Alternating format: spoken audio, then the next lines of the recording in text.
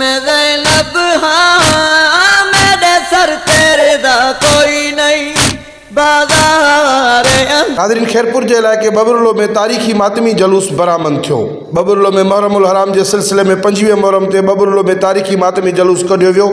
मातमी जलूस मरकज़ी इमाम बारगाह का शुरू थियो, जेको शहर के मुख़्तलिफ़ रूटन तां थींदो इख्तिताम पज़ीर थियो।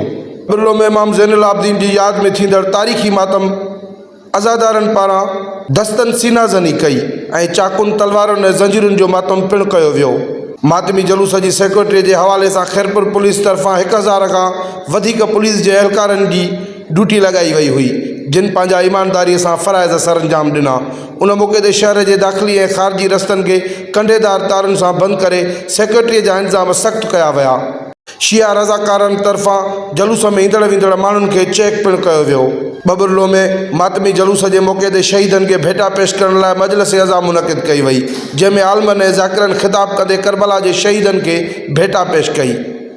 आजाद में ज़ैनब हाँ मेरे सर तेरे दा कोई नहीं बाज़ार अंदर आजाद में ज़ैनब।